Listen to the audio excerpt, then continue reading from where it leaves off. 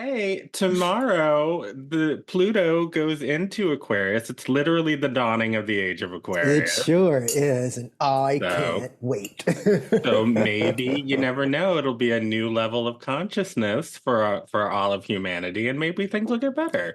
No, I don't Okay, know. I no. feel a sense okay. of mounting chaos and Thank doom a you. little bit. So hmm I I don't know what to tell y'all. Bring on the zombies. Bring on the asteroid. I do not know what to tell y'all. Well, probably on not. that note, Jesus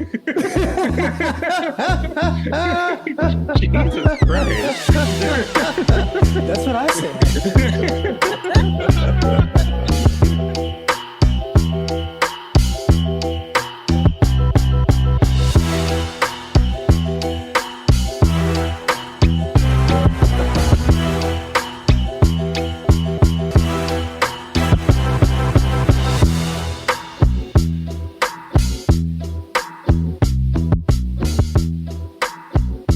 Christ. Oh my goodness, everyone. It is time for episode 2 of Art Class. What's up, everybody? How are you doing? This is Lincoln Center's new podcast, all about art and artists who are creating at the intersection of innovation and beauty. I am Rocky Jones, and as always, I'm here with my two amazing, excellent, wonderful, gorgeous co-hosts. First, we have Dr. Lee Bynum. Hello, Dr. Lee Bynum. Good afternoon. How are you today? I'm good. How are you? The same. Oh, no.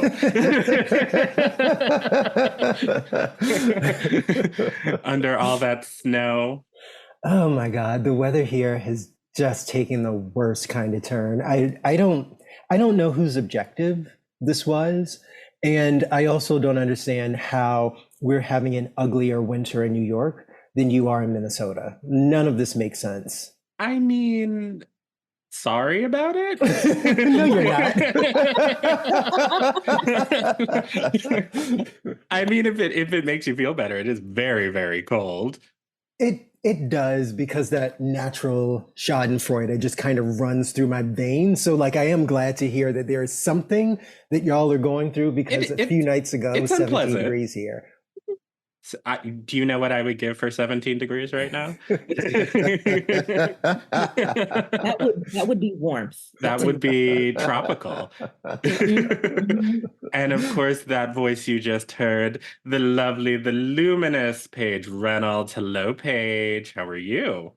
Hello, hello. Doing great. Even better now that you call me lovely and luminous. Love it. Although Magical, quite cold. mysterious, Yeah, I am quite moisturized. moisturized again. Thank you, because You this are is a little cold lately. Oh, I have felt dry and crusty, so I'm glad I don't look. You certainly do not. You certainly do not. And you have made it back up to my neck of the woods. Is that right? Yes, I am here wearing shoes and a hat in the house, because that's how cold it is. And watching videos of second lines and parades happening in New Orleans while I am up here in the frigid cold. But that's Frostbite all right, because shivering. I'm visiting friends and loved ones, so I'm gonna be happy about that. And Yes. the king Yes. cake will still be waiting for me when I get Yes, it will. Yes, it will. Yes, it With the will. baby. Wonderful, wonderful, wonderful. Well, I just want to thank everyone for listening to our first episode. It was a labor of love that, I mean, almost a year in the making. Oh It God, you're feels so like. right. Yeah. You really are. Wow. So, I mean, the last 2 months, child. There's been so much stress. But to have it out in the world and to have such a lovely response, and people have been so nice on social media and, to our faces. And so that's just really, really gratifying. And I'm so excited for this adventure that we're all going to take together. Me too. I'm Yeah. excited for everything else we have planned. I think Hmm. that first episode was just such a good intro to like us and our minds and what we find interesting and the kind of conversations we want to have. So, I hope folks like it and keep sharing. And we have a lot more on the We way. have a lot more on the way. These I brilliant mean, folks here. Yeah. yes, yes, yes. You should see that document full of ideas. It's almost a little overwhelming, but but exciting. And today is no different. We have a very jam-packed show for you today, chock full of all sorts of wonderful things. The thing I'm super excited, well, I'm super excited about all of it, but so excited about our first Kinfolk segment, led Woohoo! by again the magically moisturized Paige Reynolds, and featuring Christopher Fuller of the Black Music Project. So Yeah. exciting. So exciting. I'm excited to talk to Chris about the Black Music Project and just the incredible digital exhibition that it is and just what it represents. There's just so many folks who are unsung who are part of Mhm. it, so much just Black presence throughout American music that needs to be uplifted.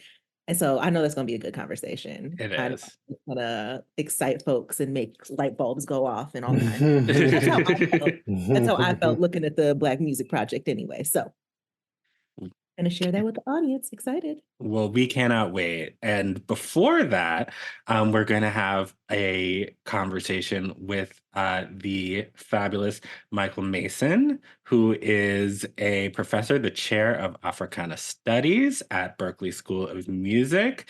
And we're going to talk to him all about the program that they're running up there and just sort of I think this thing that we've all noticed and felt. I think recently the news came down of all of the shows that have been canceled lately, specifically Rap Shit on HBO Max. And I think there's just this feeling of that there's just sort of this retrenchment when it comes to, Black culture, Black art. And we really want to talk to him about this thing that we're all noticing and naming, and sort of what his program is doing to preserve our culture, our art. I mean, have you noticed? I'm not crazy, right? Not about this, no. Yeah, okay. Thank you. I mean,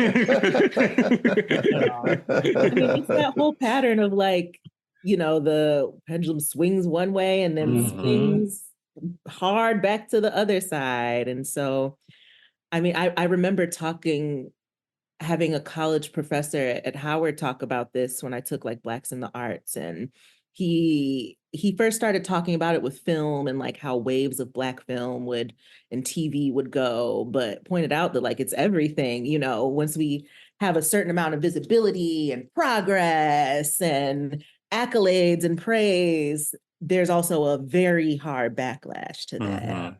Mhm. Yeah, yeah, and it feels like if you're tracing this most recent round of it back, it feels like around 2021, the pendulum started to swing back really hard, and it's not hard to understand why, right? Like the sort of so-called racial reckoning that we were experiencing beginning in the summer of 2020 really did mean that people were going to have to sit with a certain amount of discomfort around the ways that, whether or not you think of yourself as an active participant in America's racist set of policies, and I'm going to openly disagree with some folks who may or may not be running for president, that America does have an issue with being a racist country, right? Like we can't just sort of have a new set of facts that aren't really borne out by the evidence. Like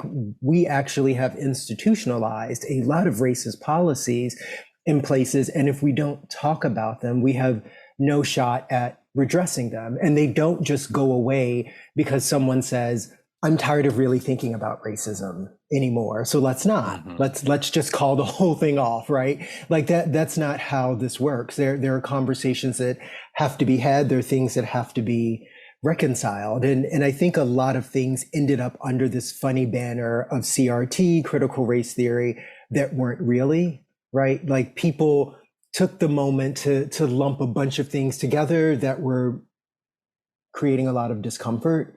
And instead of actually trying to process what the moment was, people said, we can sort of skirt around this if we label it a thing. And the number of things that ended up in that bucket, from critiques of like queer straight alliances in school, all kinds of curricular things, books that are being banned, like we were talking about 2 weeks ago, none of that really has anything to do with critical race theory. And critical race theory is also not a thing that's actively taught in K through 12 settings, right?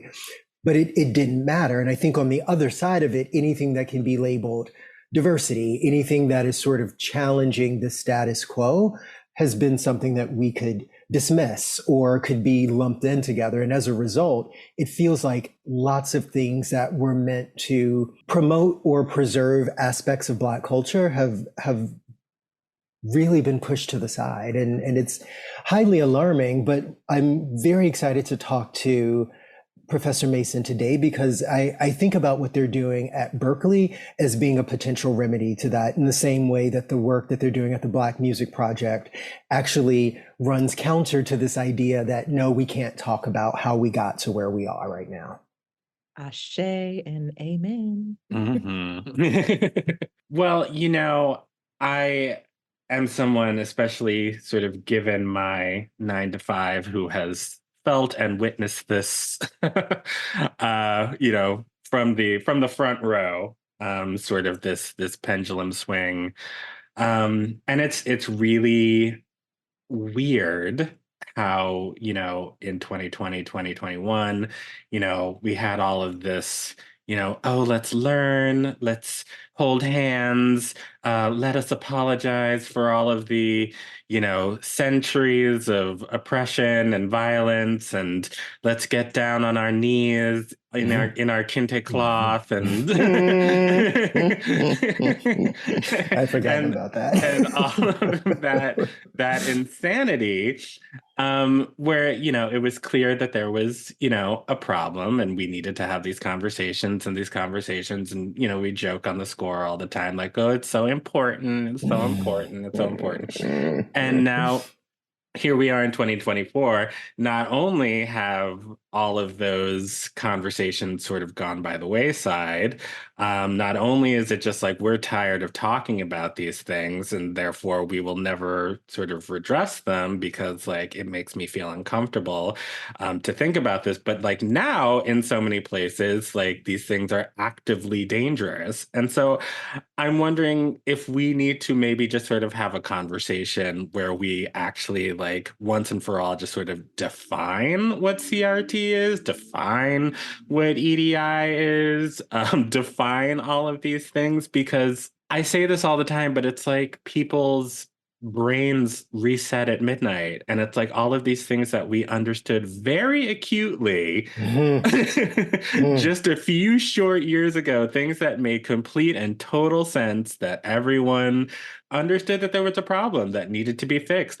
Every generation of Black folks and folks of color in this country that have asked every generation of white folks in this country to like recognize and fix these problems, that we're not all crazy, we're not all lazy, we're not all looking for a handout. We actually are here trying to live better lives, trying to get that equity, trying to live in a society that doesn't oppress us, doesn't try to kill us for just breathing. So I don't know, Lee, like you have studied all of these things academically. So what is a good academic definition of critical race theory?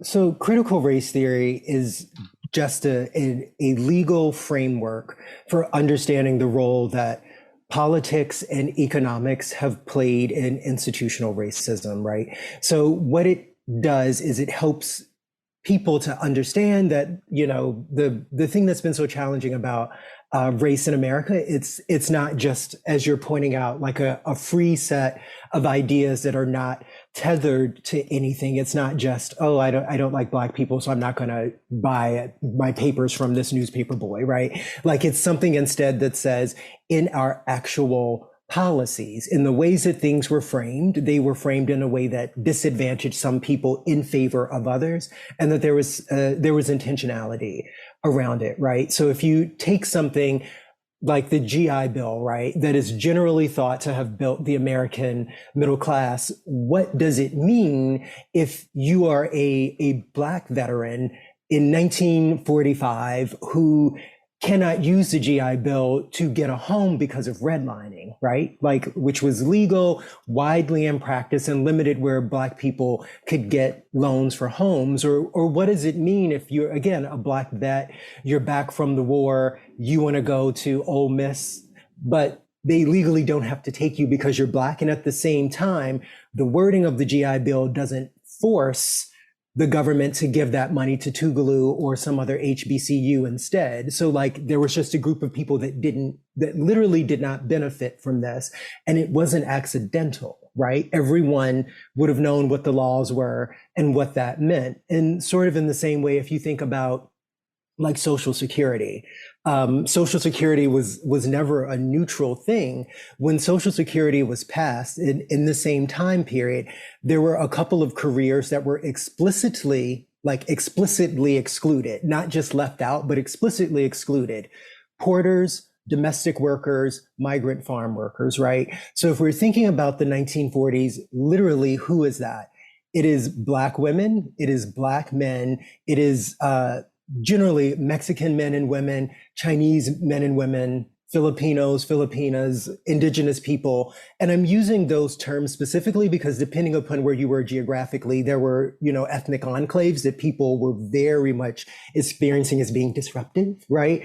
And left these folks out. So again, we had this major shift in public policy that was meant to provide a social safety net and said, unless you are one of these folks, right? And the disproportionate numbers of people of color who were left out of that conversation, this is part of why there is unequal access to wealth right now. The generational wealth issue in this country is really very much tied into like when your family got here and who your family was. Like none of this is happenstance, right? So I think when we're really having these conversations about whether or not America is racist, there is an institutional piece of it, and it's an institutional piece that came with intentionality. At the time of the Civil War, people were not confused about what it was spinning on, right? Like, so all of these conversations right now about whether or not it was really about slavery, they knew it then, right? You can read those newspapers, you can read those books, Uncle Tom's Cabin, right? Biggest book in the country at the time because it captured the zeitgeist where people were really having this conversation around how slavery was had completely destabilized something, and this was completely just about race. There wasn't another reason that people were indentured in that way in the country. So now when we're looking back at this and folks are saying, wow, this is really uncomfortable for kids to have to hear, because a big part of this conversation about what is being allowed in curricula, what is being allowed to continue has to do with the levels of perceptions of comfort of kids, right? And Rocky, you and I have talked 100 times about, people assuming that they have a right to comfort, which, is coming at the expense of someone else getting to express their actual experiences. And this has sort of bled to a lot of things, not just about curricula, not just about books that you can access in the library, what TV shows are happening, right? What shows are getting produced, the ways that we are acknowledging people. It's all a part of a continuum. And right now there's deep discomfort and a lack of educational understanding about the history of this country. So it does become something very easy to scapegoat. And I think this is the piece that I really am hoping folks can push back against, because you can eliminate every EDI program in the country. It doesn't actually change the fact that these things happened and that there's a very large group of us that are actively agitating to end these kinds of policies that continue to benefit certain groups at the expense of others. That is such a helpful framing. And I often feel like people's discomfort with that reality is what's really showing up when they see when they see Black people just existing. I often feel like people don't want to be reminded that just like, yeah, we exist and we've been wronged and you can probably be a part of the solution. And so they see us just existing and all of a sudden it's critical race theory. Right. Right. Just because we're existing and telling some of the truth of our history and, you know, just who we are and, you know, the very hard, real facts of our reality. And and then all of a sudden it's critical race theory. So that's because people don't want to confront what you're talking about right now. It's wild how people's discomfort manifests. And what is the end game, though? It's I mean, other than like our annihilation. But sorry. No, but seriously, it's like the idea that like, okay, well, we've just decided that we are uncomfortable talking about these things, and therefore, like, it's just gonna end. And like that's how we stop racism. That's how we stop. No, it's like that's how you stop the conversation, I guess. But like you're not actually stopping the problem. And racism actually, funnily enough, is a problem for everyone. Yeah. Oh, absolutely. I mean, racism hurts white people as much as it does. Well, not as much as it does, but like it in its own way, right? Like it shows up in this very, very funny way. And I feel like what it's doing, it's creating a country that is so disconnected both to its own past and its own present, that as we are moving to this place where the demographics are shifting so much, in fewer than 20 years, white people won't be a majority. And we're going to have a country that is not educated enough to understand why the systems we have are set up. And hopefully this is not like a huge tangent, but I read a study yesterday. And I'm going to say a couple of things that are going to sound like I'm flattening gender, but I just want to really represent the way the study framed this. The study was trying to disprove the notion that men have a better sense of direction than women do. And this is something that, you know, you always hear growing up, and like a lot of people really do try to frame this as biology, like there's some sort of evolutionary advantage to individuals with the Y chromosome having a different sense of spatial awareness than people who have two X chromosomes.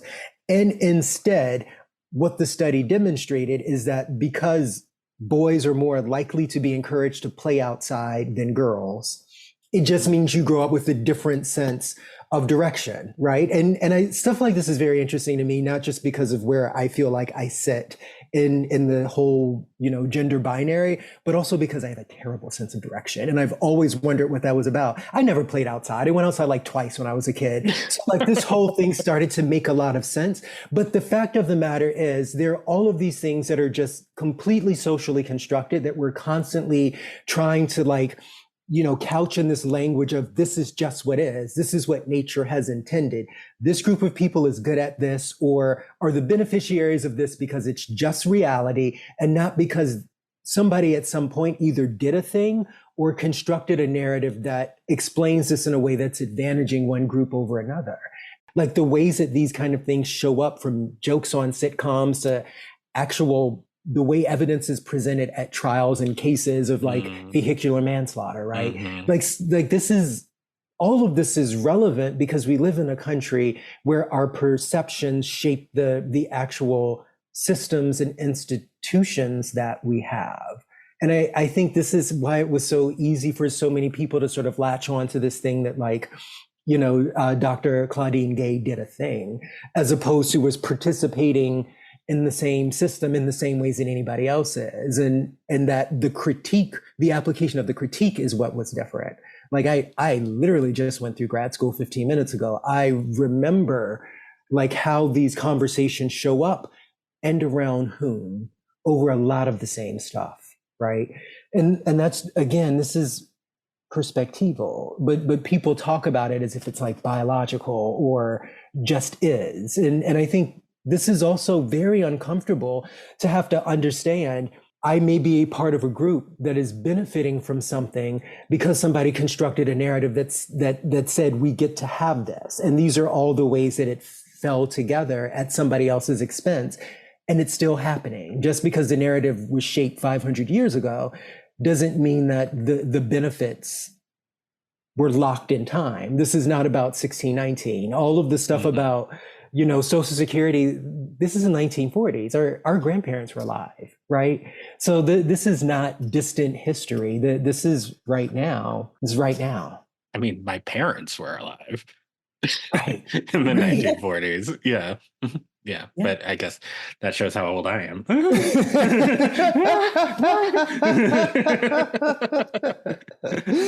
But I think all of this goes to show just how important it is to have spaces, have programs like what's going on up at Berklee to preserve our history and preserve our culture and preserve our art.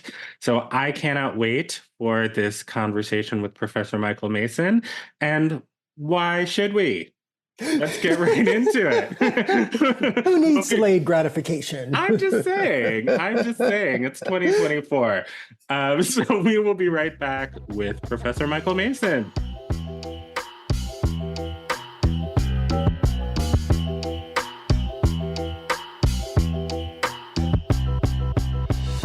And we're back. And we have a very special guest with us this afternoon, and I am super, super excited to share a little bit about him.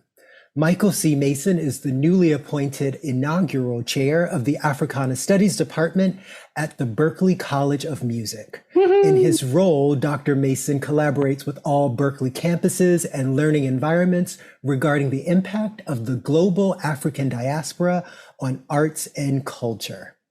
His top priorities include building the curriculum for a Bachelor of Music program in Black Music and Culture, which is planned for fall 2024, as well as designing future master's degrees in Africana Studies. The division will offer courses such as Women in Africa and African Diasporic Cultures, Black Liberation Music, and The Sugar Road, a sweet and sour history of the African diaspora, to students at both the college and the conservatory. A native of Baltimore, Mason holds a Bachelor of Arts in English Literature from Loyola University, Maryland, a master's degree in K-12 Educational Administration, and a PhD in Higher Educational Administration from the Lynch School of Education and Human Development at Boston College. He also served as an administrative fellow at the Graduate School of Education at Harvard University. Dr. Mason, thank you so much for being here today. Great. Thank you for having me. Welcome to the show. Thank you. Thank you very much. Absolutely. This program is just something that we were all over the moon about and kept talking about in multiple forms because it was so needed, so interesting, and not that anybody is trying to go back to college, but like if somebody were, this is the kind of thing that I would be so interested in going back to study. From my time in academia, I know that many academic programs come to be because we are looking to address a caesura of some sort, right? I would love to hear you reflect a little bit on what led to the creation of this program. Sure. So again, thank you for having me. The need for or the existence of this program predates its existence. Just a brief history, Black Studies programs in the United States started in the late 1960s after the assassination of Martin Luther King and the Civil Rights Movement, as a way to help further educate all people on the history of Black Americans in the United States. Not just slavery, but everything that's come after that. Berklee College of Music was founded in 1945, and as an institution that was founded on the music of the African diaspora, being jazz. And so that's been part of our DNA as an institution. So theory and method has been taught, various types of Black American music have been taught. But in terms of the cultural and the social context of those musics, they were taught in pockets kind of throughout our institution, but it really was not until the early 2000s that our provost at the time, Dr. Larry Simpson, an African-American administrator, really wanted to institutionalize it a bit more. So he hired our first faculty member, Dr. Bill Banfield, as the first professor of Africana Studies. And Dr. Banfield's role was to really start to formalize a program. So he was teaching courses primarily in history and music history on music of the African diaspora based in the United States. And the other piece of his work was that he was creating a scholar and concert series as part of his workload. And so I joined the department as the assistant chair in 2006. So I worked with Dr. Banfield for about 10 years. Over that time, we had brought in critics and scholars such as Stanley Crouch and Robin Kelly. On the music side, we brought in Jerry Allen. We brought in the Clark sisters for big gospel concerts. You name it, we brought folks in. And so that ran for a good long while. And then COVID hit. And so, as the world shifted, we were not able to bring in folks live in person anymore. And it was also a point in time where people started to really think about and reflect on where they were in life and what they wanted to do. So Dr. Banfield, had been in that space and decided that it was time for him to retire. So he retired from Berklee and has gone on to do other great things here within Boston and still connected to music and scholarship. The following year, our provost, Dr. Larry Simpson, decided to retire. And so as part of Dr. Simpson's last few acts as provost, he decided to really institutionalize Africana Studies. So it was not just a program within a department. It became its own academic division or unit. And so within that unit sits the Africana Studies Center that Dr. Banfield created, a physical space for folks to come in for talks, discussion, meetings, classes could meet with special guest artists and so forth. And then the other piece of our division is the academic department, which is this new, relatively new area that I'm working with. And will you describe the actual Black music and culture program? Because I think that that piece of actually sort of hearing what it is could be really compelling for our listeners. Sure. So it actually, the program is actually a Bachelor of Music. And the new program really looks at music and the arts that have been influenced by the global diaspora, not just in the United States, but around the globe.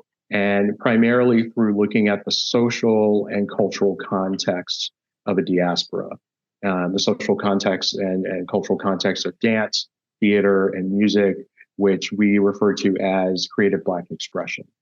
And so students who will be in our programs, they will be full-fledged musicians. So they will go through the Berklee music curriculum, harmony, ear training, and so forth. So they'll be fully trained as musicians when they graduate. So that's 1/3 of their degree program. The second third is liberal arts and sciences. And so they'll complete that sequence of courses throughout their 4 years with us. And then the third of the degree is Africana Studies. So the courses that you mentioned earlier, Black liberation music and so forth, and some of the others, those are the courses that we design and offer to students, not just within our major, but they're open to students across our learning environments. That's really a big part of our philosophy. We see ourselves as a beloved community, borrowing from Dr. King and Bell Hooks and other educators and philosophers, that everyone is welcome. All we ask is that you have an interest, an interest in learning and learning more about things that are happening in your world, and you may not know the origin of them, or music that you might like, or history that you may not have learned about before, those kinds of things. So the other thing that I'll mention in terms of the origins of this program is that this did not just come out of nowhere. For many decades, faculty, staff, and students really advocated for a program like this. So in relation to when the Black Studies program started across the United States in the 60s, those same sentiments were being shared here at Berklee. I won't linger on it because if you know, Sure. you know, but just the idea of this as an intervention in a traditional conservatory context like Boston is really, really significant. Yes. So yeah, super, super awesome. Thank you.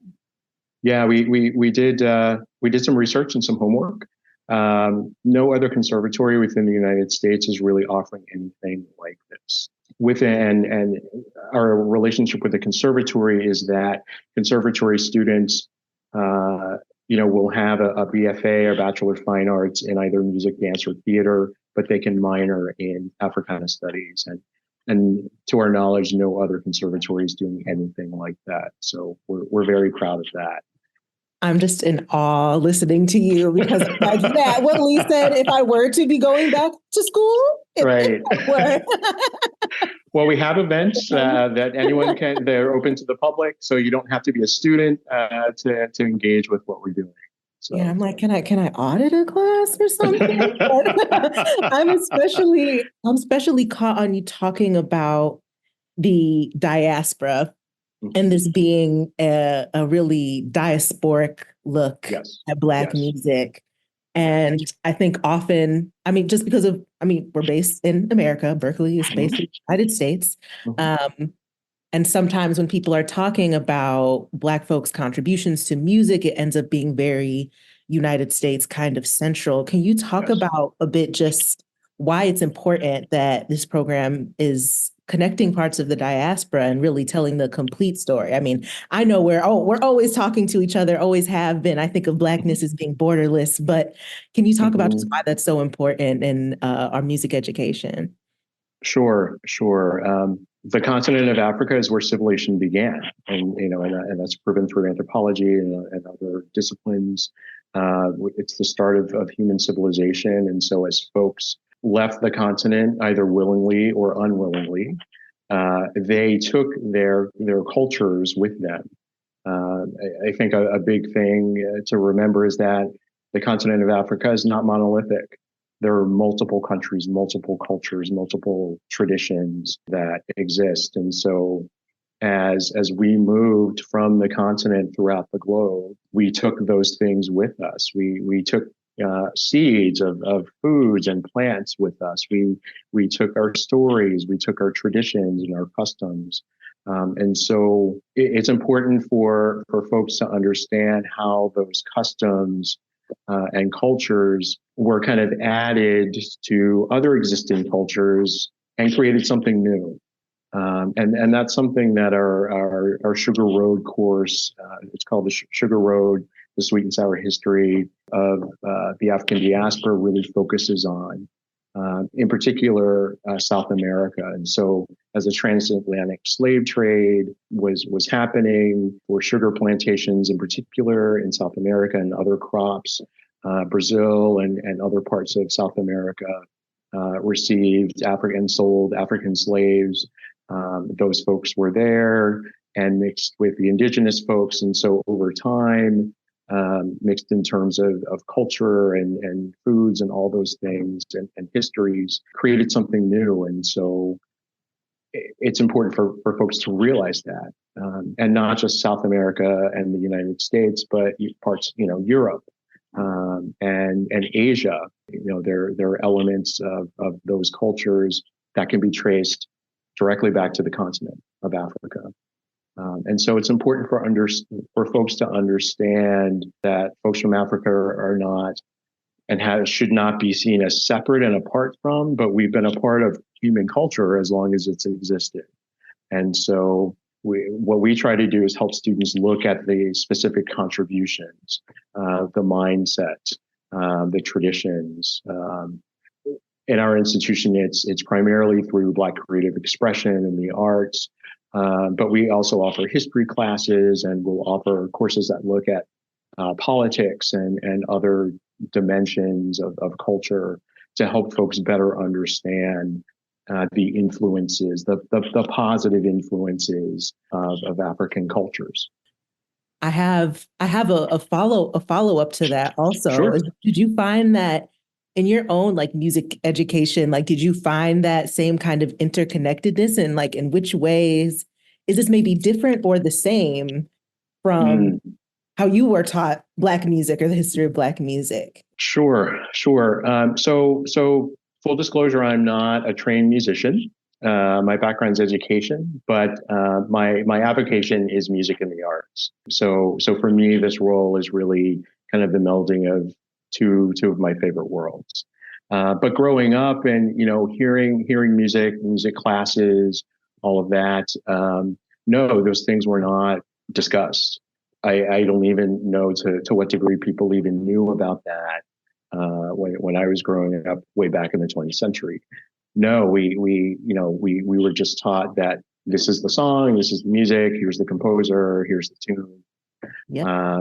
And I've sung with choral groups, in undergrad and graduate school, primarily European music, written by European white composers, which is great, and that's part of the musical landscape. But there are other folks like William Grant Still and Florence Price and other folks who have contributed, in particular, to classical music that folks are really not aware of. One of our new courses this semester is on African American and Black classical music composers, which we're just starting next week. So for me, it's been really kind of a crash course over the years. Yeah, I had similar experiences here. And I often felt the only reason I got a more complete arts education is because I went to HBCU. Yep. I went to Howard University. Right. But otherwise, if I hadn't, yes, yeah, it's self-taught. We're self-taught. Many of us are self-taught in that way. Absolutely. Yeah. So one thing that we were talking about earlier is sort of, we had this, huge moment of, this huge racial reckoning, especially here in the US in 2020 and 2021. And we were talking earlier about how it just sort of feels like that pendulum has really swung back, and all of this talk about, CRT and all of these DEI programs on the chopping block. And also part of that is just sort of this feeling of sort of kind of retrenchment, sort of this idea that so much of our culture, so much of our creative Black expression is sort of being stifled, being canceled, being erased. And I'm wondering if that's something that, you are seeing and experiencing. One of the reasons why, preserving our histories and our legacies in this way is so important to you. And I'm also curious, like, if you've gotten any sort of pushback in that way. I know you said that the provost and the president have been very supportive, but has there been any sort of dissension that you've experienced, and what do you say to those people? Sure. So I'll take the first part first. So yeah, I mean the events, since 2020, COVID and social justice protests and George Floyd and all of those things have really had a pretty large impact, I think, on all of us, and in multiple industries, and in education in particular. As an educator, part of my philosophy is that it's important to look at issues through multiple lenses. We may not agree with everything that we hear, and that's okay, but I think we need to maybe try and understand as much as we can where that dissenting opinion is coming from. Generally, it comes from fear of change, fear of loss.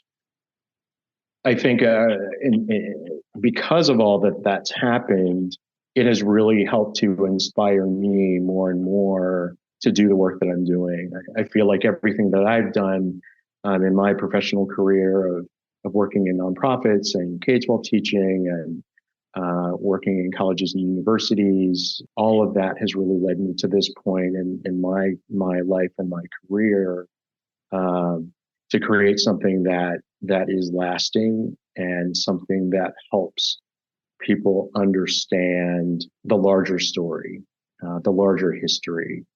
This work for me is professional, yes, but it's also personal. One of the reasons why, and I think many of us of African descent who go into education, I can speak for myself, but knowing that I had ancestors for whom education was illegal, they were not allowed to learn to read and write during the period of slavery, or during Jim Crow. I've had relatives who had to quit school early on, like in elementary school, to help support their immediate family. And I'm a first generation college student, so I feel that I carry that responsibility for my relatives and ancestors who could not. I feel that very deeply. That helps to motivate me and to keep me going when I hear things on the news and about legislation and this is happening here and this opposition is happening. It's too important. It's just too important to drop. We need to do this, and the world needs it. The world needs to know the contributions of folks of African descent, what we've done, what we're able to do, to help break the stereotypes that have been perpetuated for centuries. I'm the first to get a master's and a PhD in my family, so that's that for my family is very proud of that.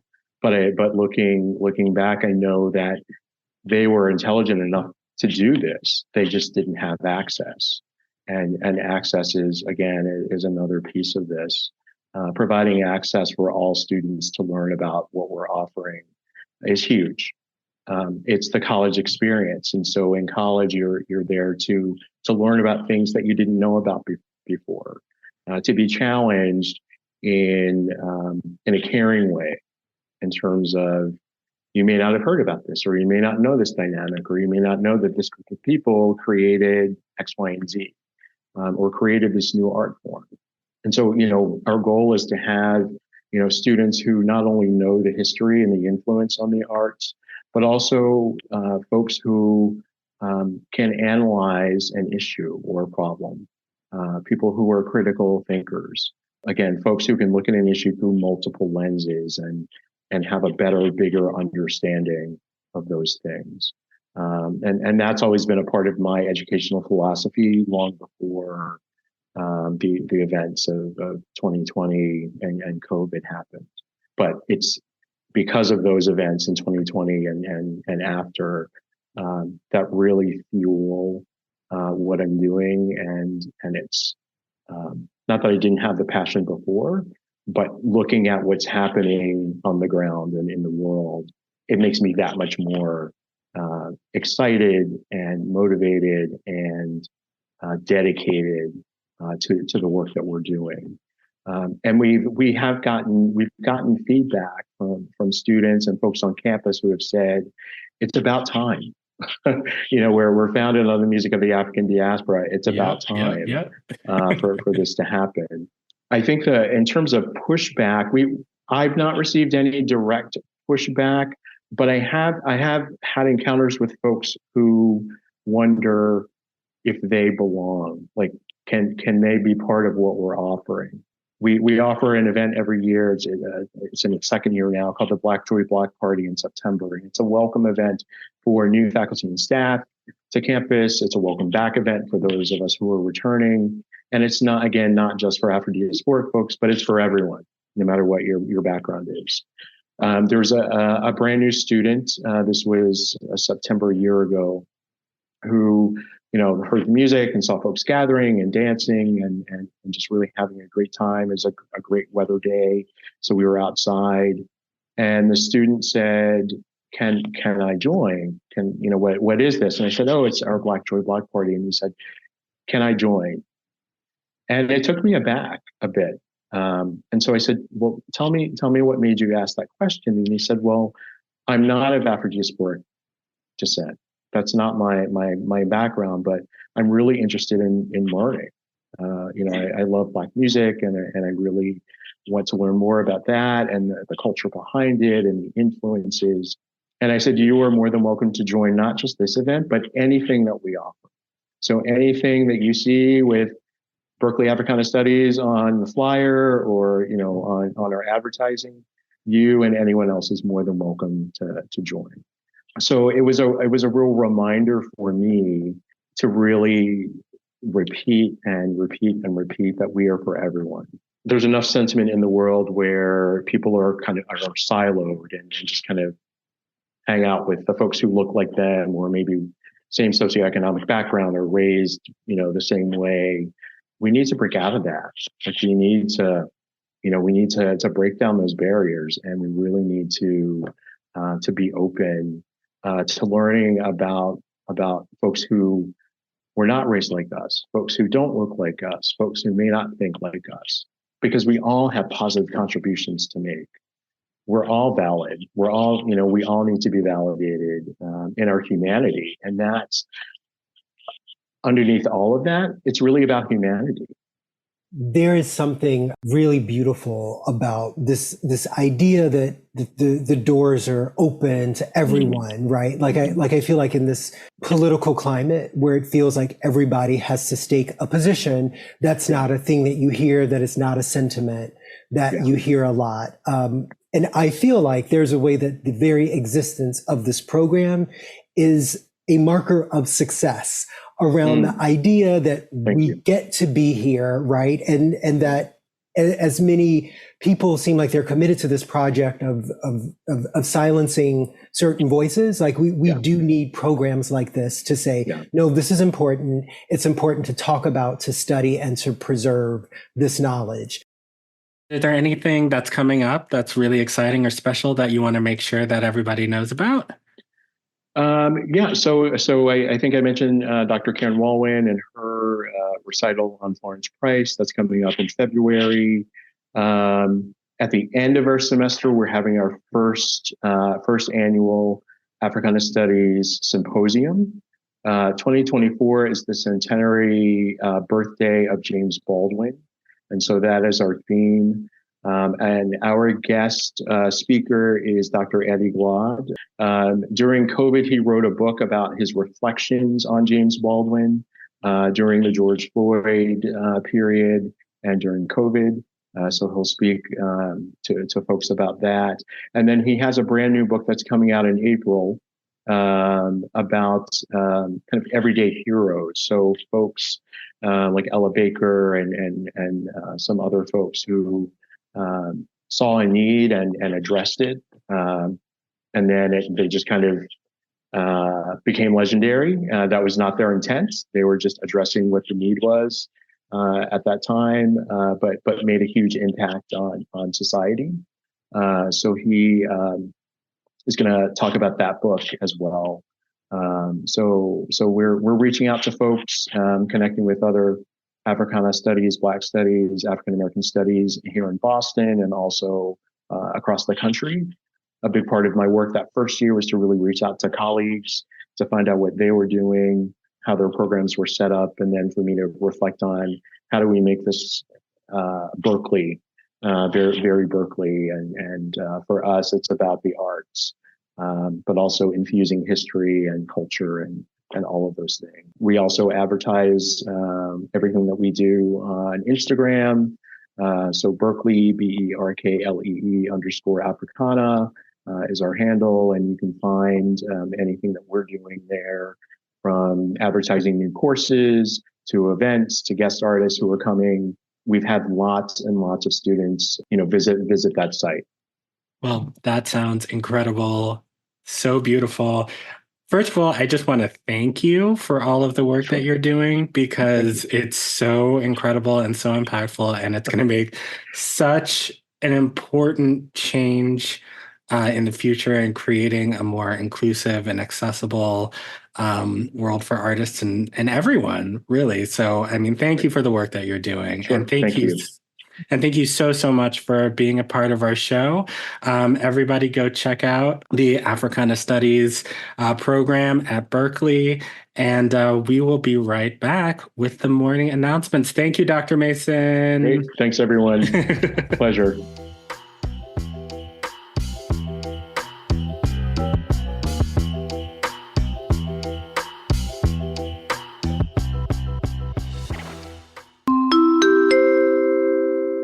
Hello, classmates. My name is Emile Mettenbrink. I'm a violinist and performer with a passion for collaboration in the arts. Each episode, I will be bringing you the morning announcements, a short list of events and experiences, both live and virtual, that we think are cool and maybe you should check out. This week, if you are turned on by the week's conversations and you're inspired to seek out some art, music, and dance inspired by the African diaspora, here are a few suggestions from art class happening in New York and virtually within the next 2 weeks. First, Jazz at Lincoln Center, Josh Evans Big Band, Music of the Diaspora. Over the years, trumpet master Josh Evans has collaborated with a roster of great artists, including Jackie McLean, Cedar Walton, Rashid Ali, and Gregory Porter, just to name a few. For 2 nights, he brings his big band to Dizzy's Club at Lincoln Center, presenting his own arrangements of original material and standard tunes that celebrate the musical impact of the African diaspora. I chose this event in particular because it connects to today's topic, but the whole month at Dizzy's is fire and includes a concert honoring Nina Simone and Abby Lincoln, a Fat Tuesday event with Alfonso Horn and the Gotham Kings, and an appearance by the Juilliard Jazz Ensembles with music from Africa to Cuba to New York City. Josh Evans Big Band takes place on January 31st and February 1st at Dizzy's Club at Jazz at Lincoln Center. Next, the New York Public Library for the Performing Arts celebrates the fundamental contributions of artists of color and artists from immigrant and indigenous communities to the history of modern dance in a new large-scale exhibition called Border Crossings: Exile and American Modern Dance. Through an examination of war, exile, inequality, and injustice, the exhibition constructs a new narrative of 20th century modern dance performance with a fuller, more inclusive history focusing on the exiled and marginalized dancers that catalyzed modern dance. The exhibit is available in person, but the website includes downloadable slides of the works included in the exhibit, as well as links to many books used in the research for creating the exhibit. It is on display through March 16th, 2024 at the New York Public Library for the Performing Arts. As a third suggestion, I want to encourage my classmates, wherever you might be in the world, to go out and celebrate Black History Month and its 2024 theme, African Americans and the Arts. This theme creates a great opportunity for communities everywhere to highlight Black arts and artisans, and a chance for each of us to see and hear and experience great live art. If you'd like more information on the events I've highlighted, check out the links in the show notes, and I'll be back next time with more cool live art for you to experience.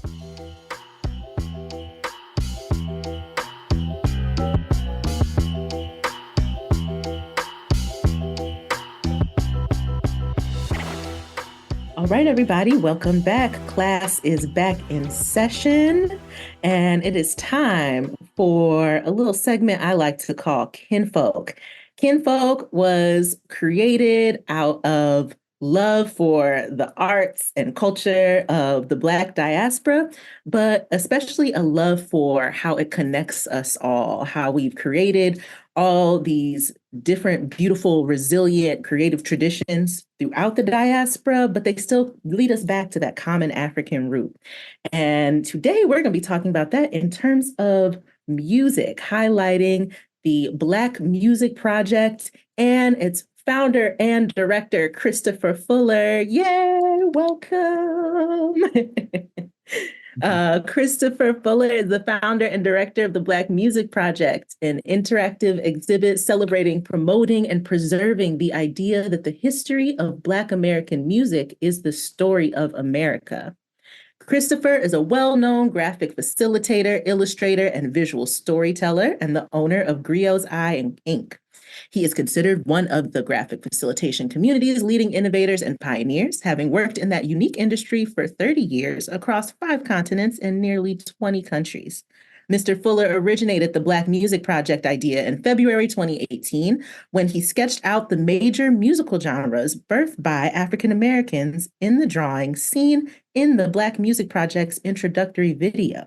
That drawing and its genre mapping are the catalyst and the backbone of the site. Mr. Fuller is a visual arts graduate of Rutgers University. He lives in Los Angeles, California. Welcome, Mr. Fuller. We're so excited to have you. How are you doing today? I'm doing great, and I am really excited to be here. This is a great opportunity. Thank you, guys. Thank you. We're excited to have you. First, I would love to know more about graphic facilitation. Tell us, what is graphic facilitation and how did that medium help you create the Black Music Project? What graphic facilitation is using visual skills, graphic skills, drawing skills, combined first and foremost with listening skills to help companies and organizations work through strategy, visioning, mission, brainstorming, ideation. So I've had this career in this unusual field, which is growing, especially in the last, I'd say, 10 or so years. It's, if you go to a conference or if you've ever seen, for instance, one of those RS Animate style videos where you just see the person's elbow, like, whiteboard explainer, that all came out of this field, which was born in the early 70s, of course, in the Bay Area. A man named David Sibbett is considered kind of the father of that field. I got into it working with a very small boutique consulting company in Orlando, Florida. And I was just out of college with my art degree, which, it's not the instant ticket to the big time that a lot of people might think it is. And so I ended up, my parents had moved to Orlando while I was in college. So I ended up moving in with them. And of course, the theme parks, I was doing some freelance caricature work, right? Not that good at it. But while I was there happened to be this little company called MG Taylor that was hosting this huge workshop for the city of Orlando. And they needed more what they called scribes, which I then, didn't know that term. And that is graphic recording, where you go to a meeting, you listen, you create a mind map, which is basically, as you hear these things, you just start connecting the ideas. Now, it was free. It was a volunteer thing. So when I was first told about it by my father, who had been in one of their city sessions, and I said, well, I don't want to do it because it's free. But here's one thing. I sometimes, I speak at schools and I tell kids, don't chase money, chase interesting opportunities. Because when it was then explained to me what it really was, I was just like, oh, well, why didn't you lead with that? Okay, this sounds interesting. So I volunteered. The first time I actually saw someone doing this is back in 1992, my jaw literally hit the floor because I realized that, one, I was just like, oh my God, like this guy's just, it was amazing to watch somebody listening and drawing this conversation out. And then two, I said, what the bleep is this? I can't believe why wasn't this at the job fair? Like I sent my portfolio to Disney, Marvel, all these things got rejected. And here this thing was. So anyway, I ended up volunteering, made enough of an impression on the people that they invited me to just kind of apprentice with them. I did. They hired me. I became a full-time member of the staff. We started doing these events for all kinds of corporations all over the country. We got quote unquote business famous, meaning the big consulting companies heard about what we were doing. In 1995, Ernst & Young licensed the methodology and said that they were going to create our style of workshops, which use graphic recording as a part of it and make this a worldwide thing. And I remember their head partner at the time, a guy named Lee Sage, he pointed to me and he used to call me Mr. Picasso. And he said, we're going to make a bunch of Mr. Picassos all over the world. Now I was in my early 20s, and I'm thinking like, yeah, I can't be copied. I was like, you know what? I was the hubris of youth because I was completely wrong. It's a worldwide thing. It's great. It's beautiful to see. And because of this, I've been able to work, like I said, in 5 continents now, over 20 countries, work within the Black Music Project comes out of all that travel. I was doing a thing in Ghana for the World Economic Forum. And just, it was, I visited that door of no return, and like a lot of people, just about everybody who goes through there who is of African descent, it's a transformative experience. And so that kind of lit that idea back in, I want to say, 2018, 2017. It's beautiful that a trip to Ghana would inspire you like that. And I wonder if you could say more about just what the Black Music Project is and the different types of even art that go into it. Because yes, it's the Black Music Project, but there's visual art that's part of it to tell the whole story. There's all kinds of things. So say more about just how it is, what it is, and how it came together. Well, when I went out on my own after I left that company, I started my company called Griot's Eye. Now, Griot, as your listeners probably are well aware of, is a storyteller in West African tradition. And so I knew that my job was basically storytelling, right? Because I would go to these meetings, but I would visually storytell. So I said, you know what? And now it's funny because now everybody, there's this big storytelling movement. But in 1998, when I told somebody the name of the company, first they asked me why, like what it was, and then why I named it that way. And I had to explain that what we really were storytellers. And it didn't really hit home with this person, but now it does. And so I knew that I wanted to tell stories visually, and I'd been doing that for other companies. I've been helping, huge companies, Fortune 100 companies work on, vision statements and mission. And I've seen things that I've done in meetings become huge commercial campaigns. And so I wanted to tell my own story, right? I've been telling enough visual stories for other people. And so when I was working in Africa on this World Economic Forum, huge conference about private and public investment in West Africa and raising, more importantly, domestic investments. And it was a really interesting event. I met a lot of just, great people. But then after it was over, that's when I did this, small tour of the area and went to the door of no return. And when you see the, they call it, the slave castle, and it strikes you. You have a memory of it, even though you weren't there. Like it stirred something in me, right? And they have a wall of the diaspora, which is just kind of, well-known Black people throughout the world, but of, probably, West African descent. So of course you'll see like Michelle Obama is on, photos, people who visited, or just, famous, like, Louis Armstrong. And I noticed that there was, out of all these, great people on there, Malcolm X, Dr. King, but there was a real high number of musicians, right? And I, and that it kind of clicked then that, gosh, our music really has impacted the world. And I tell just very quickly, I was working in Berlin once, and a friend of mine invited me to go to a house party, and I didn't really want to go because I felt I had aged out in that world. But I went, and, because, we were there, somebody said, oh, there's, African Americans here, and one of the DJs, a German guy, when he was like on his break, was like, hey, man, I should be thanking you for this music. And I'm just like, well, where's this cat going from? Embracing myself or something, And he's like, no. He's like, house music, it's from Chicago, Black people in Chicago.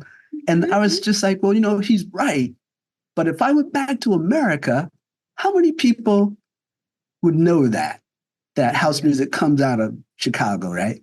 That Black people, I knew it because I'm from Aurora, Illinois, which is a suburb of Chicago. We're very proud of everything that comes out of the area. But most other people wouldn't. And so I had that in my brain. And then once I was in West Africa, that's when I came back, and I keep a journal, and I mapped out all the stuff off the top of my head, all the genres I could think of, and just started connecting them. And I had that drawing, and I would look at it and think, oh, I need to do something with this. Like, at some point I'd show it to people like, oh, that's interesting. I ended up partnering with a company that is run by this young kid, a brilliant guy, and I give him a shout out right now, Callum Griffith and his company, Composite Global, who helped me design my Grill's Eye website. And I showed this to him, and I said, like, this has to be something bigger. Can you help me? And because I didn't have all the technical skill, but combined with our design skill and his technical and design abilities, we created this site, launched it a couple of years ago. This was all happening during the pandemic when I had stopped traveling, and I was staring at a wall for a couple of years. So I had a lot of room to work on these kind of projects. I'm still working on it. Still, we're a team. We still, we just put out a great video on Big Mama Thornton, but it's as Grill's Eyes picked up again. So it's not on the front burner as much, only because Grill's Eyes what keeps the lights on and pays the bills. I'm so curious about just the connections that you found while putting together the archive, and especially the connections that you feel like have been most erased. On this season of art class and in our Kinfolk segments, we're going to focus a lot on especially folk music and the banjo. And I know those especially, I feel like have had Black presence just erased or completely forgotten. Yes. Can you talk about like just how that happened with folk and maybe with some other genres too?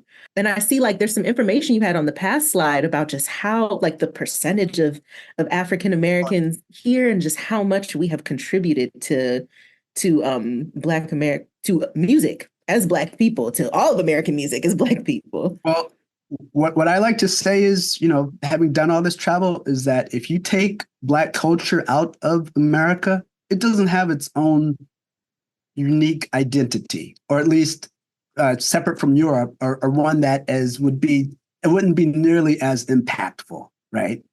And so what we think of as American roots music, Americana, that is at its core heavily Black influenced, right? Mm-hmm. The banjo, of course, we talk about because the banjo was developed from memories that the enslaved people brought with them of their gourd instruments, of the lute instruments that the griots would use. And they created these instruments, which were then, of course, evolved over time to bring in other aspects because, America is a mix of, all different, cultures and this kind of thing. And of course, Scotch Irish were very important to the modern banjo. But the genesis of it comes from our memories. It's been largely forgotten because, let's face it, minstrelsy, racism, white supremacy. So much of that was, I say it's partly deliberate that, white America doesn't like to acknowledge its Black foundations, or it's, constantly, power groups are constantly working to write people out of history that either don't fit the narrative or they can't control. And so that is why that happened. And then for us, the reason why it's been forgotten by Blacks is because it's tied to a painful part of our history. And if there's one thing about Black folk is that we are resilient, we are creative, and we are innovative. But sometimes that means you know, blues music, you know, that's just, I don't want to listen to that old timey, you know, depressing, you know, and so you move on, you're on to the next one kind of thing. And so that is just kind of why it was lost to history. And that's banjo music, but you could go the Western style, cowboy music. The most famous Western song that we all know is Home on the Range, right? Home, home on the range. I can't sing. I wish Alyssa was here because help me out. But Home on the Range is at least the version that has become popular. That was taken from Black cowboys. Now, a lot of Americans don't even know that there were Black cowboys, but about a quarter of the cowboys were cowboys, right? And were Black African American cowboys. As a matter of fact, the term cowboy was specifically used only for Blacks. At the time, whites were called cowhands. Blacks were called cowboys because they had to put that racial, we could never be a man, right? So we had to be a boy, right? And it's kind of ironic that today, the cowboy, which is so a part of Americana, masculinity, America's team, the Dallas Cowboys. Most people don't know that comes from Black folk. That was, that term was, let's face it, a bit of it was a put down, Yeah.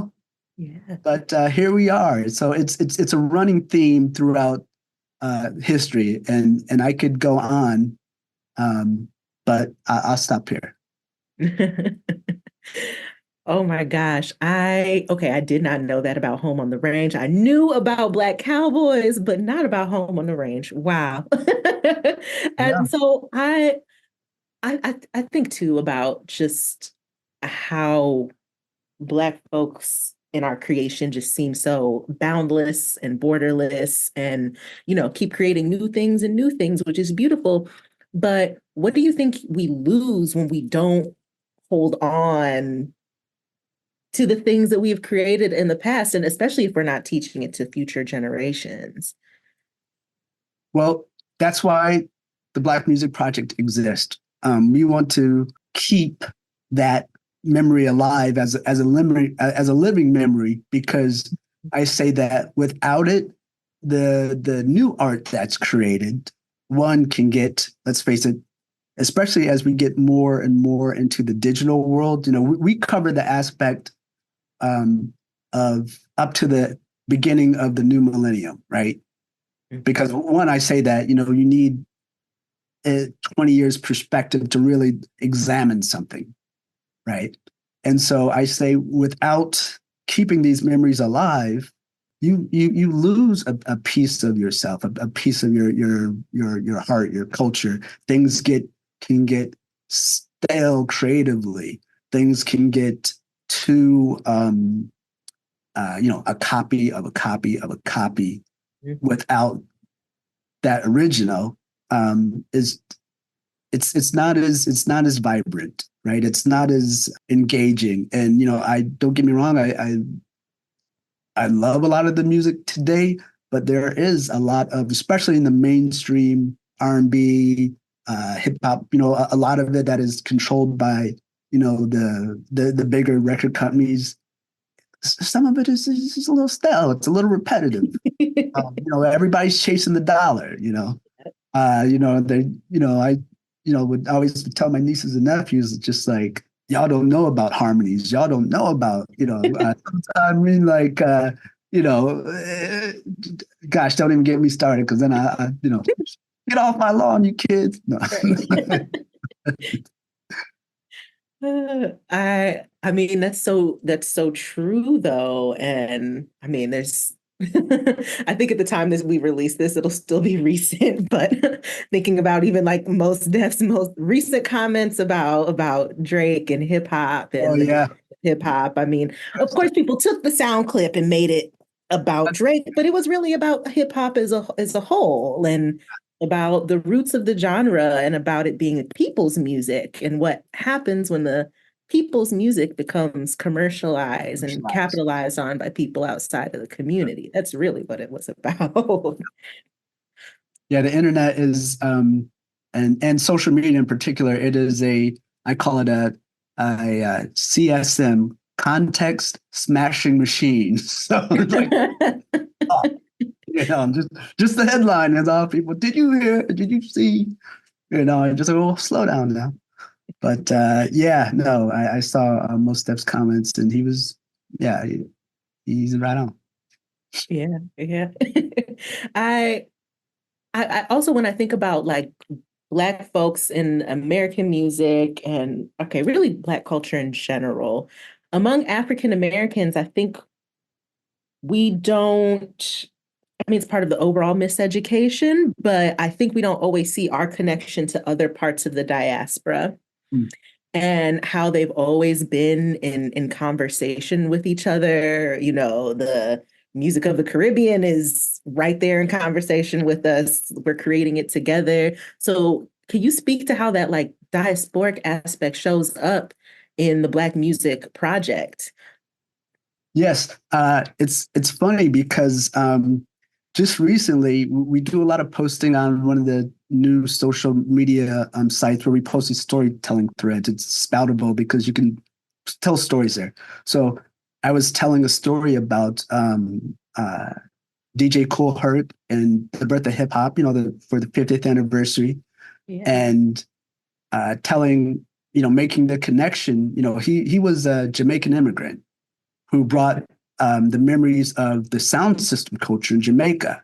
Now, the sound system culture is a mix of course, the Jamaican toasting and the Hakka Chinese, which were a immigrant population that came to Jamaica, to find work and mixed with the Jamaican culture, created this own Chinese Jamaican culture.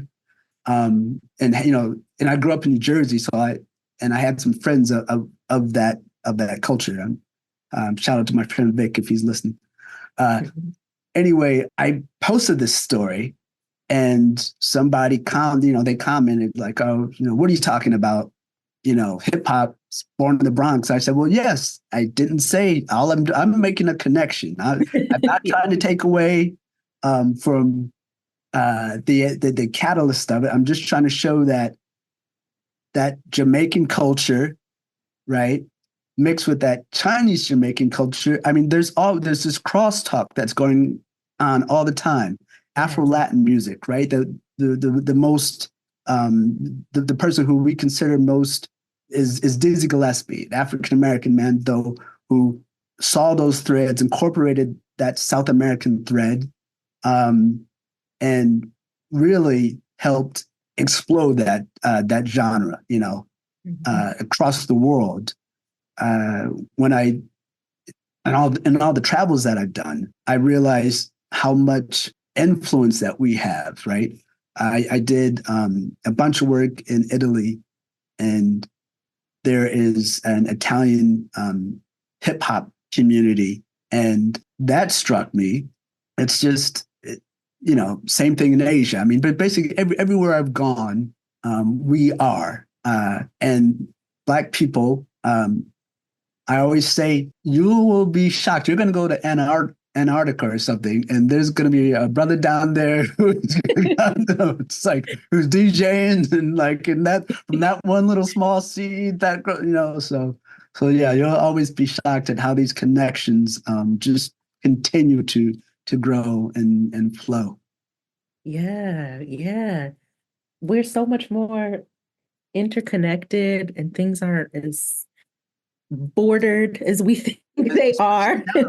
Technology has made it even, I mean, back in the day, it had to be like, steamships carrying records back to England or something, blues records. Now the internet, there could be, for instance, the music now, the African dance music that is a part of, electronic music, that was, born out of kids, posting to YouTube and TikTok, and so yeah, it's just it's continuing to flow. But like I always say, that there's a musical dialogue that's going on between these cultures, but the root of it goes back to Africa. The rhythm, the melody, the drum.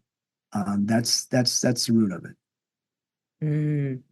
I mean, talking about the internet, though, I want to go back to that because I think we're like, there's a line that I see we're dancing on of just there's some ways it can obscure things and erase nuance and context smashing, really flip things. But then there's a way that we can use it for preservation, for education, and I mean, projects like the Black Music Project. I wonder, like, your thoughts on that and how you're using technology and social media and the internet to your benefit. Yeah, just the times that we're living in now. Let's face it, things are getting a little scary. We're marching towards fascism, and when I created the Black Music Project, I knew that it was right at the beginning of the attacks on critical race theory. I was watching people being slaughtered for telling the truth. And Nicole Hannah Jones and the 1619 Project, she was just, and I was just like, wow, man, this is such bleep. And I realized that using the internet and telling, but specifically focusing on music, right? And this, it wasn't not my intent, but I got an email from somebody who I'd met through my work life. I was doing a lot of work in the Midwest, and one of the managers there, white dude, who pretty damn sure voted for Trump, at least that first time for sure, right? Conservative guy. But, I'd put this on my LinkedIn, to show, and I got a message from this person, and he was like, hey, this is a really interesting site. I've been checking out, because he did like blues and rock and roll, and some other things. And I thought to myself, gosh, if I told this guy that this was basically just critical race theory put to music, would he still like it was like this is like the Trojan horse, to tell this story. So yeah, the internet can be used for good sometimes, and this is what we're trying to do. We're trying to use it for good, trying to educate people. Yeah. So tell us more about what's on the site. What are folks going to find when they go? How's it organized? If you go visit the site, blackmusicproject.com, it is organized by eras, genres, artists, and then we have exhibits that focus on, specific stories, the banjo, cowboy music, how the city of Portland in the Northwest, which was, and once I remember it was deemed the whitest city of America, but a lot of people don't know that Portland in the 50s and in the jazz age had a thriving jazz community where a lot of Black artists would come through. So we tell a story about how that was lost. And so, yeah, that is kind of the framework for the site, telling the story. And that came out of when I did the drawing, I then decided to animate it, right? The drawing of the genres that connected to show that web.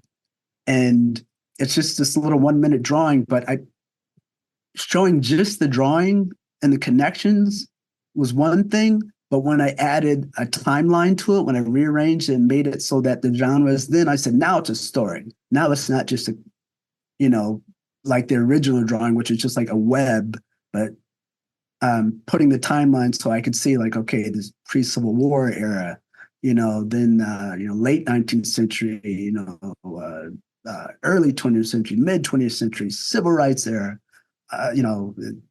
funk, hip hop. I started putting all this together and realized that, okay, yeah, this is where the story is. It's told over centuries. It's told from the first time we stepped foot in the Americas. We are once again like part of the foundation of Americana. And even with everything that has been done to us to eradicate us, debase us, we stay resilient. This flame, it ain't dying. Sometimes, it might not be burning as bright or, but it's going to keep on burning. Ashe, I agree. I know it will. Just look at how many times we've transformed and kept on growing and kept on shining so far. The history of Black music is a story of America, because in this history of Black music, this resiliency, you find everything about America, right? The good and the bad, the heart and the soul, the innovation, the creativity. So we're going to, like I said, just keep trying to bring more people into the tent. Where I can be found, besides at blackmusicproject.com, is griot'seye.com, where that graphic facilitation world that I've been in and practiced at and keeps me traveling. I will be teaching a course April 4th and 5th. If you want to come to Houston, Texas, I'm going to be teaching a 2-day course on that. So go to griot'seye.com/classes, and you can learn about that world and how that has informed the Black Music Project, how that 30-year career is why this exists now. And if you want to help support us, of course, if you go to blackmusicproject.com, we are fiscally sponsored through Fractured Atlas, which is an art services. So if you want to make a tax deductible donation, you can. If you want to buy some merch, of course, we've got, cool hoodies and t-shirts that you can get on the site. So just go to the Black Music Project and click the store. And, we sold a lot of hoodies during Christmas, and we could sell a few more so that I can, I can keep paying for the infrastructure. So that's what we do. And that's where we are.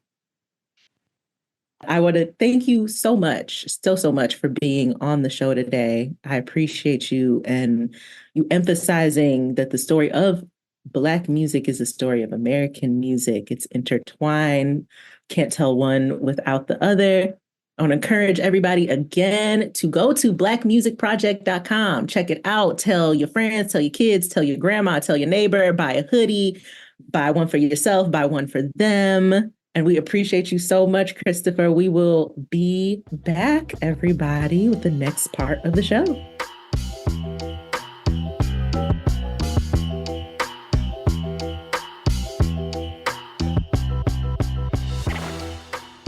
All right, and we are back. So excited to be here and to talk about all of the Black people, places, art, culture, things that are making us happy this week. Of course, this is Pure Black Joy. This is our weekly segment to just lift up the Black things that are making us happy this week. And I think all of us, if you listen to our previous show, you all know that we stan Angela Bassett, all three of us. She is Mother.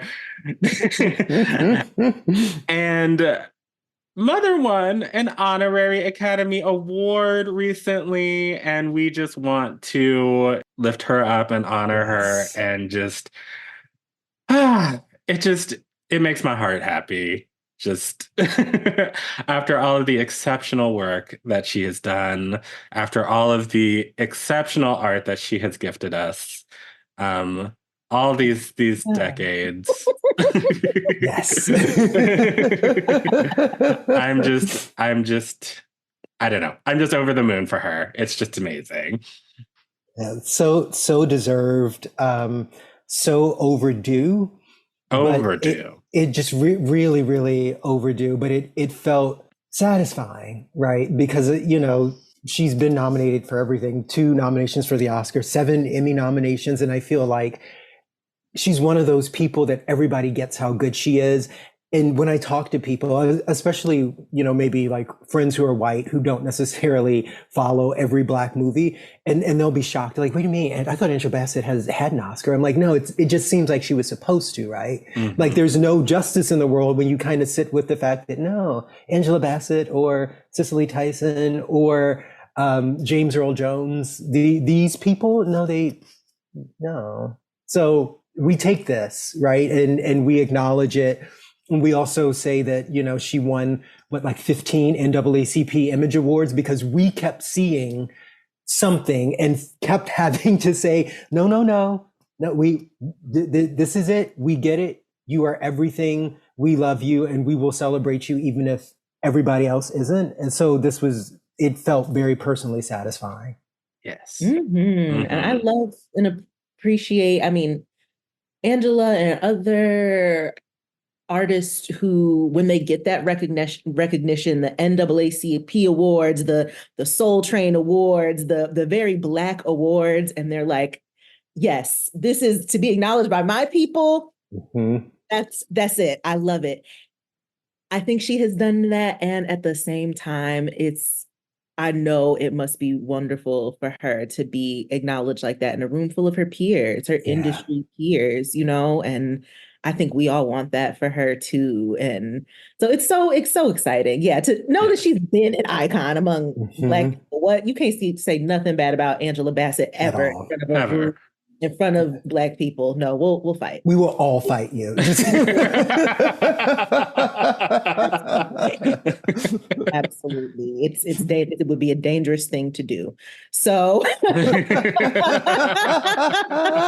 we all know that. But to see her get her flowers in front of the world, yes, that was beautiful. Yes, absolutely. Amen. And so congratulations, Miss Angela Bassett. If you want to come on the show someday, we've got a seat for you. And also, congratulations to Quinta Brunson, who won an Emmy for lead actress in a comedy series. And I know y'all are big Abbott Elementary fans. Again, I don't do fiction. But I support. Well, I'll get to it one of these days. What was really great about Quinta's win, in addition to the fact it was just so deserved, like Abbott Elementary is a joy to watch, and everybody shines on it, but like knowing that this sort of emerged out of her brain is like a very special way of reading it. But it was also the first time that someone had won since Isabel Sanford won for Jefferson's in 1981. Like a Black woman had not won in that amount of time. And when Cheryl Lee Ralph won, also for Abbott Elementary, the supporting actress Emmy last year, it had been the first time since Jack A had won for 227. And I have feelings and I have perspectives, but we're talking about comedy, and as many brilliant Black women as there are in comedy, like it's a crime, right? Like it's actually a crime that like this level of acknowledgement hasn't been happening. So I was particularly pleased with that. It really made me happy because I think it was just deserved, and I think Black kids growing up should see this, right? Like it makes a difference when you can project yourself into a type of career that you want to have, and that also comes with the same acknowledgement from your peers that everybody else gets to have. I think that's really important. Absolutely. And we should mention also in the supporting category this year, we also had Ayo Edebiri winning for The Bear. So and Niecy Nash winning for the Jeffrey Dahmer show. I didn't watch, but I love Niecy Nash, and if she does things that are not about serial killers, I am there. Absolutely.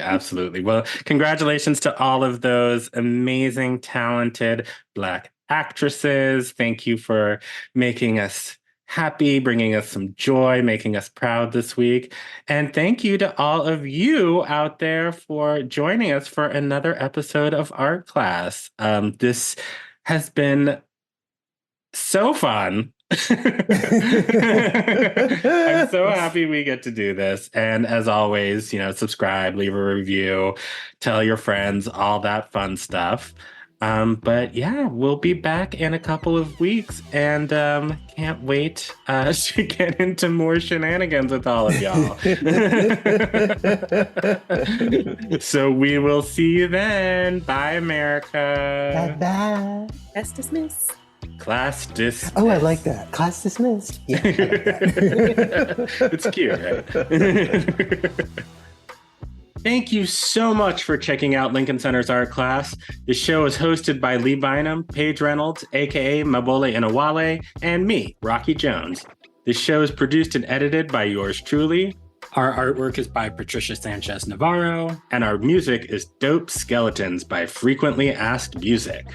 If you enjoyed what you heard, you can really help us out by telling all of your people about the show, subscribing on your podcast platform of choice, and yes, leaving us a positive review wherever you're listening, but especially on Apple Podcasts. It's a small act, but it really, really helps us out, and we just might read your review on air.